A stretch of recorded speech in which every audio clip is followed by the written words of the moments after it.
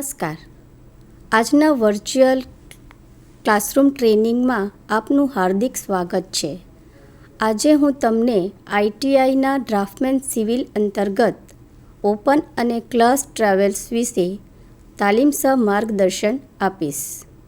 તમે આગળના લેક્ચરમાં થિયોડોલાઇટ વિશે સમજી ગયા હશો. હવે એની આગળ ઓપન અને ક્લોઝ ટ્રાવેલ્સ વિશે આપણે આગળ શીખીશું. ઓપન એન્ડ ક્લોઝ ટ્રાવેલ્સ એટલે કે થિયોડોલાઇટમાં આપણે જમીનની માપણી કેવી રીતે કરવાની એ વિશે જોયું.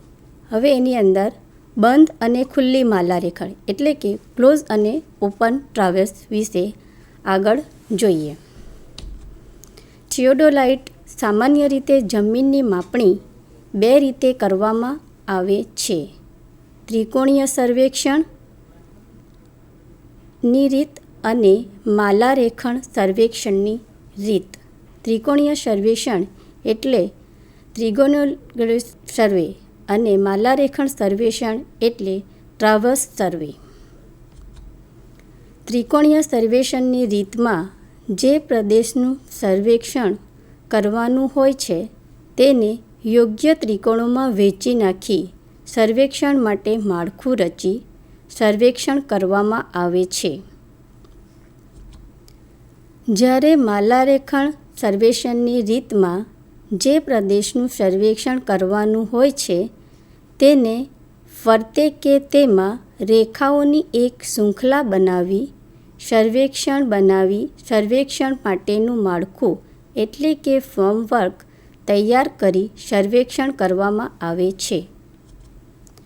માલારેખણ સર્વેક્ષણ રેખાની દિશા અને લંબાઈ અનુક્રમે કંપાસ કે થિયોડોલાઇટ અને સાંકળ કે સ્ટીલની માપપટ્ટી વડે માપવામાં આવે છે.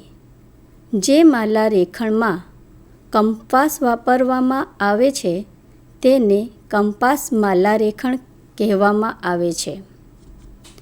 જ્યારે જેમાં દિશા કે ખૂણો માપવા માટે થિયોડોલાઇટ વાપરવામાં આવે તેને થિયોડોલાઇટ માલારેખણ એટલે કે થિયોડોલાઇટ ટ્રાવેર્સિંગ કહેવામાં આવે છે. આ પ્રકારમાં થિયોડોલાઇટ માલારેખણ વિશે આપણે શીખવાનું છે.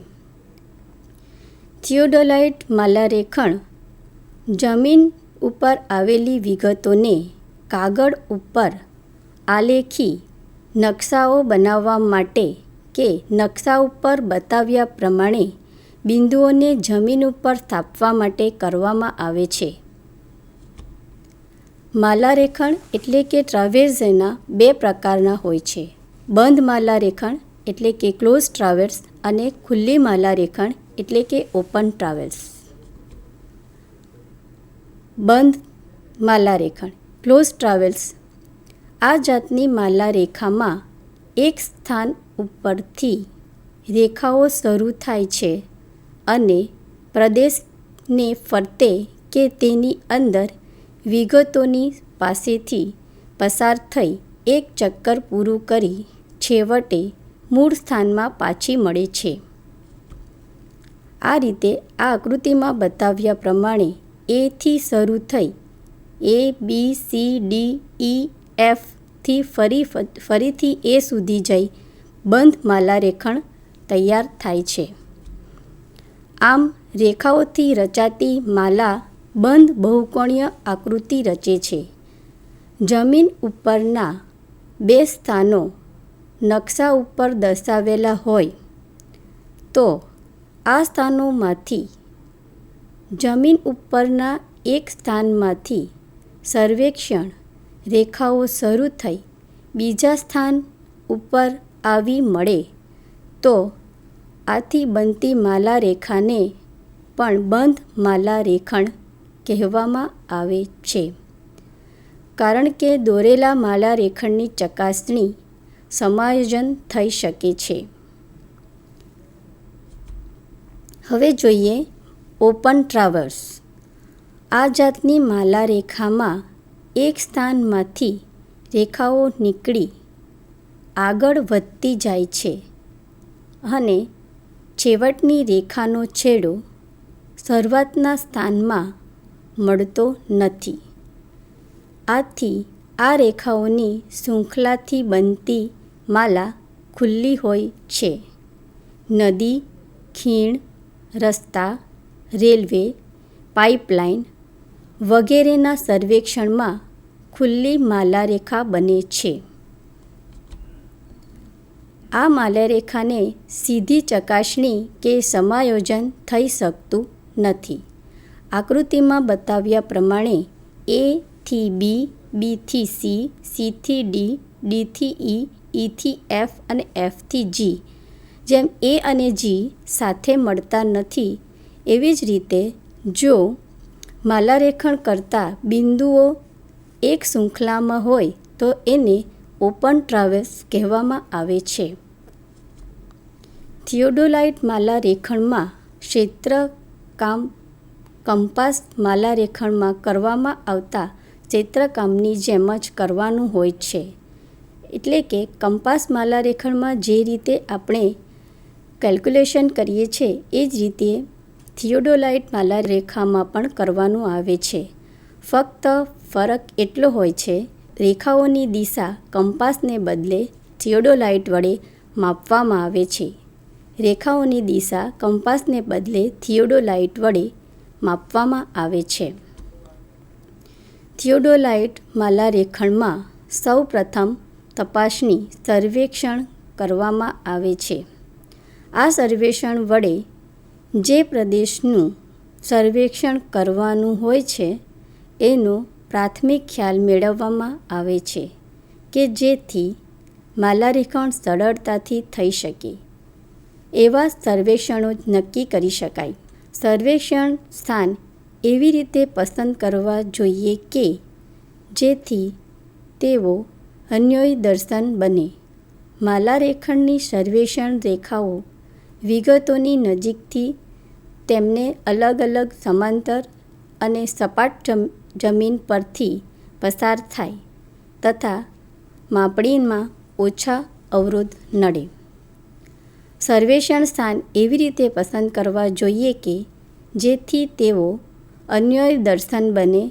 માલારેખાની સર્વેક્ષણ રેખાઓ વિગતોની નજીકથી તેમને લગભગ સમાંતર અને સપાટ જમીન ઉપરથી પસાર થાય તથા માપણીમાં ઓછા અવરોધ નડે. સર્વેક્ષણ સ્થાનો પસંદ કર્યા પછી ત્યાં મેખ લગાવી તેના સ્થાનચિત્રો લોકેશન સ્કેચ બનાવવામાં આવે છે. ત્યારબાદ માલારેખણ સર્વેક્ષણ શરૂ થાય છે. સર્વેક્ષણ રેખાઓ લંબાઈ સાંકળને બદલે સ્ટીલની માપપટ્ટી કે સ્ટીલ બેન્ડથી માપવામાં આવે છે. સર્વેક્ષણ રેખાઓની આજુબાજુની વિગતોના અનુલંબ સર્વેક્ષણ રેખાઓની આજુબાજુની વિગતોના અનુલંબો એટલે કે ઓફસેટ્સ લેવામાં આવે છે અને સર્વેક્ષણ રેખાઓની સાપેક્ષ દિશા થિયોડોલાઇટ વડે માપવામાં આવે છે. આ લીધેલ વિગતોને ક્ષેત્ર નોંધ પોથીમાં નોંધવામાં આવે છે. થોડું સર્વેક્ષણ કરવાનું હોય અને માપણીમાં ખાસ અવરોધો નડતા ન હોય તો સર્વેક્ષણ ટુકડી એક મુખ્ય સર્વેક્ષક અને 2 લંબાઈ માપનારોની બનેલી હોય છે. પરંતુ જ્યારે સર્વેક્ષણ કામ કરવાનું હોય અને સર્વેક્ષણ માપણીમાં અવરોધો આવતા હોય તો સર્વેક્ષણ ટુકડીમાં એક મુખ્ય સર્વેક્ષક, એક થિયોડોલાઇટ વાંચનાર, એક ખૂણાઓ નોંધનાર, 2 લંબાઈ માપનાર અને 2 અનુલંબો લેનાર અને થોડાક મજૂરોનો સમાવેશ થાય છે. મુખ્ય સર્વેક્ષકનું કાર્ય તપાસણી સર્વેક્ષણ કરી સર્વેક્ષણ સ્થાન પસંદ કરવાનું, સર્વેક્ષણ કામમાં સરળતા પડે તે માટે સૂચક ચિત્રો ઇન્ડેક્સ મેપ બનાવવાનું અને સર્વેક્ષણ કામમાં દરેકને દોરણી આપવાનું હોય છે. થિયોડોલાઇટ વાંચનાર અને નોંધણી કરનારનું કાર્ય ખૂણાઓની ચકાસણીથી માપણી અને નોંધણી કરવાનું હોય છે. થિયોડોલાઇટ વાંચનાર આરેખણ કરી રેખાઓની માપણી કરનારાઓને મદદ પણ કરે છે અને જે અનુલંબો ખૂણાઓ માપીને લેવામાં આવે છે તેવા અનુલંબો લેવા માટે ખૂણાઓ માપે છે. રેખાઓની માપણી કરનાર રેખાઓની લંબાઈ સ્ટીલની માપપટ્ટી કે સ્ટીલ બેન્ડ વડે ચોકસાઈથી માપે છે. સામાન્ય રીતે સર્વેક્ષણ રેખાઓની માપણી 2 વખત કરવામાં આવે છે. એક વખત સીધી દિશામાં અને બીજી વખત ઉલટી દિશામાં. અનુલંબો લેનાર 2 માણસો સર્વેક્ષણ રેખાઓની આજુબાજુની વિગતોના અનુલંબો વિગતોના સમગ્ર પરિણામ અને સ્થાન રેખાચિત્રો માટેના માપ લેવાનું કાર્ય કરે છે. મજૂરો સર્વેક્ષણ કામમાં નડતા ઝાડી ઝાંખરા કાપીને દૂર કરવા, પાણી પાવું, માપપટ્ટીને ટેકવવી, સ્થાન ઉપર મેખો મારવી, સાધનોને એક સ્થાન પરથી બીજા સ્થાન પર લઈ જવા વગેરે પરચુરણ કાર્યો કરે છે. આ લેસનમાં આપણે થિયોડોલાઇટના ઓપન અને ક્લોઝ ટ્રાવેલ્સ વિશે જે કંઈ માહિતી મેળવી એ આપણે પ્રેક્ટિકલમાં પણ કરવાનું આવે છે. તો આપણે આ લેક્ચરમાં જોયું કે કેવી રીતે થિયોડોલાઇટની માપણી કરવાની આવે છે. આ લેસનમાં આપણે થિયોડોલાઇટના ઓપન અને ક્લોઝ ટ્રાવેલ્સ વિશે જે કંઈ માહિતી મેળવી અને તમે મને સાંભળી એ માટે તમારો ખૂબ ખૂબ આભાર.